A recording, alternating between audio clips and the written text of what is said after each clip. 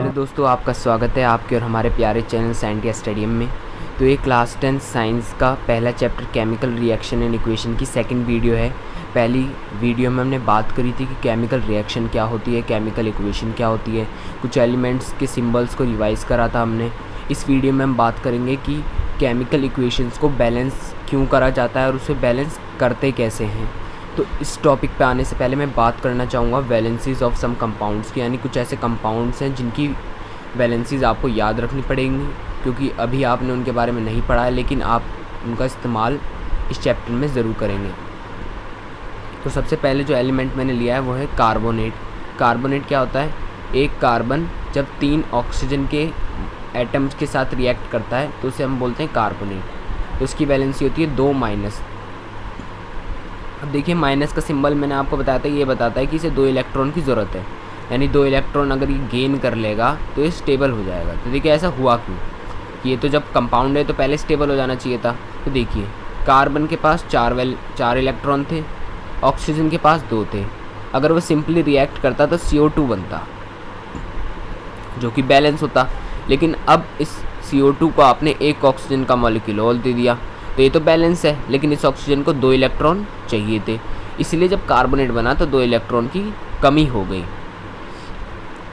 तो अब बात करते हैं हाइड्रोजन कार्बोनेट की। जब कार्बोनेट के साथ हाइड्रोजन रिएक्ट कर जाता है तो देखिए, कार्बोनेट की वैलेंसी थी 2- और हाइड्रोजन के पास 1 इलेक्ट्रॉन था, तो उसने अपना 1 दे के उसकी 1 की कमी तो पूरी कर दी, लेकिन 1 इलेक्ट्रॉन तो अब भी बचा, क्योंकि उसे 2 चाहिए थे। हाइड्रोक्साइड का मतलब होता है जब एक ऑक्सीजन का मॉलिक्यूल एक हाइड्रोजन के साथ मिल जाए। अब ऑक्सीजन की वैलेंसी होती है 2-, यानी उसे 2 इलेक्ट्रॉन की ज़रूरत थी, लेकिन हाइड्रोजन के पास 1 ही था तो वो 1 ही दे पाया, तो उसकी वैलेंसी बन गई 1-। क्लोरेट ClO3, क्लोरीन का ये Cl, क्लोरीन जब 3 ऑक्सीजन के साथ मिलता है तो क्लोरीन की वैलेंसी होती है बच्चों 1-, यानी उसे 1 इलेक्ट्रॉन की ज़रूरत थी और 3 ऑक्सीजन को 6 इलेक्ट्रॉन की ज़रूरत थी। अब लास्ट में इसकी वैलेंसी बचती है 1-। अब सीधा मैं आपको बाकी एलिमेंट्स के नाम बता रहा हूँ और उनकी वैलेंसी, तो आप फटाफट एक स्क्रीनशॉट ले लीजिए और इन्हें याद कर लेना। तो nitrite NO2 valency 1-। Sulphite SO3, sulphur 3 oxygen 2-। Sulphate SO4 2-। Nitrate NO3 1-। Bromine एक एलिमेंट है, Br सिंबल 1- वैलेंसी। आयोडीन एक सिंबल है, एक एलिमेंट है, सिंबल I, वैलेंसी 1-। सिल्वर का सिंबल Ag, वैलेंसी 1+। फॉस्फेट एक कंपाउंड आ गया, जब फॉस्फोरस नाम का एलिमेंट 4 ऑक्सीजन के साथ मिलता है तो फॉस्फेट बनता है और उसकी वैलेंसी होती है 3-, यानी इन्हें अब भी 3 इलेक्ट्रॉन की ज़रूरत है। जिंक एलिमेंट है, D ब्लॉक का एलिमेंट है, Zn symbol 2+ valency. Copper Cu 2+ valency. तो अब क्लियर हो चुका होगा आपको कौन कौन से एलिमेंट हम इस्तेमाल करेंगे आगे। तो अब बात करते हैं बैलेंसिंग ऑफ केमिकल इक्वेशन की।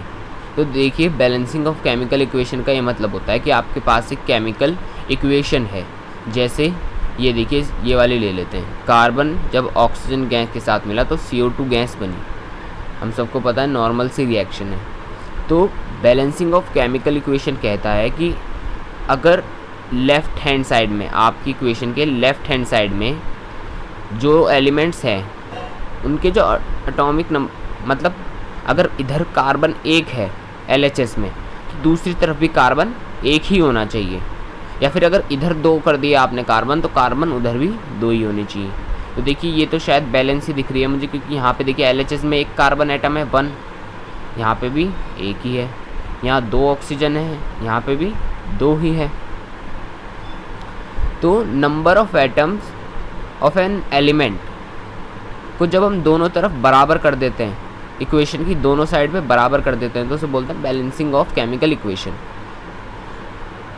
तो अब बात करते हैं ये ज़रूरी क्यों है। तो आपने 9th क्लास में एक लॉ पढ़ा होगा, law of conservation of mass, जो ये कहता था कि total mass of reactants is always equals to total mass of क्या, प्रोडक्ट। तो देखिए, ये हैं हमारे दोनों रिएक्टेंट्स और ये है हमारा प्रोडक्ट। तो लॉ के हिसाब से इन दोनों का मास बराबर होना चाहिए था इसके मास के। तो देखिए, अगर हम केमिकल इक्वेशन को बैलेंस नहीं करेंगे तो क्या होगा। यहाँ एक मैग्नीशियम है, तो एक मैग्नीशियम का मास हो गया तकरीबन 24 और 2 ऑक्सीजन है। एक ऑक्सीजन का मास होता है 16, तो 2 का हो गया 32, तो 32 प्लस 24 कितना हुआ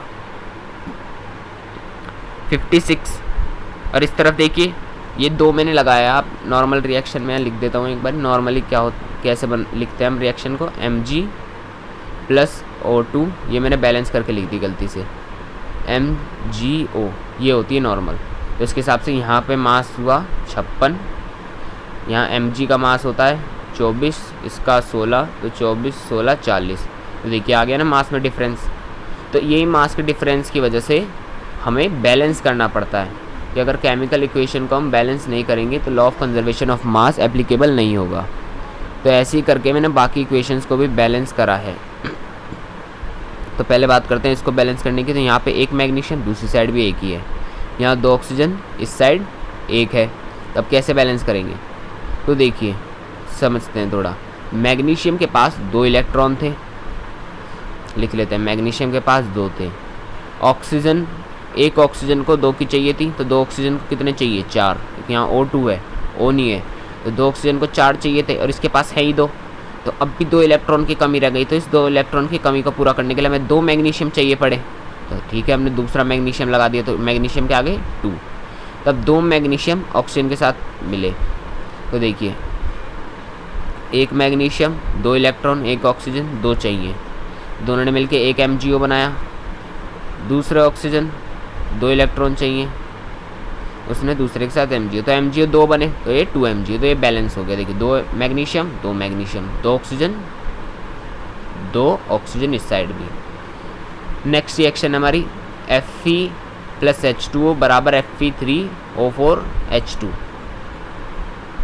तो एक आयरन था इधर, लेकिन यहाँ फॉर्मूले में 3 आयरन थे, तो हमने 3 लगा दिया इसके आगे, तो आयरन बैलेंस हो गया।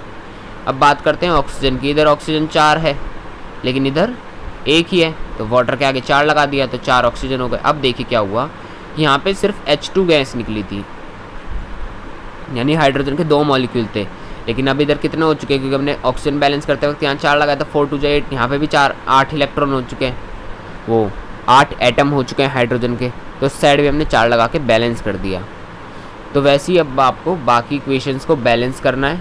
ये मैं बाकी इक्वेशन यहाँ लिख रहा हूँ, यही ट्रिक होती है। तो हिट एंड ट्रायल का रूल लगता है बैलेंस करने में इक्वेशन को, यानी आप एक बारी में नहीं कर सकते। तो आप लिख लीजिए कि लेफ्ट हैंड साइड में जो जो एलिमेंट्स हैं और राइट में जो जो हैं, तो उनके नंबर ऑफ इलेक्ट्रॉन दोनों तरफ कैसे हैं। जैसे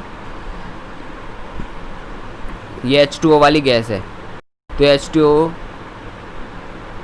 तो इधर हाइड्रोजन है और ऑक्सीजन है, 2 ही एलिमेंट है हमारे पास। तो LHS की बात करते हैं, LHS में 2 हाइड्रोजन 2 ऑक्सीजन, लेकिन RHS में क्या है, इधर 2 हाइड्रोजन 1 ऑक्सीजन, तो ऑक्सीजन को बैलेंस करना पड़ेगा इस तरफ। तो कैसे करेंगे, इधर 2 लगाना पड़ेगा, लगा दिया। तो अब क्या हुआ, इधर कितने वो हो गए हाइड्रोजन, 2 2 4, तो RHS में 4 हाइड्रोजन हो गए, लेकिन यहाँ कितने 2, तो इधर 2 लगाना पड़ेगा हाइड्रोजन के साथ।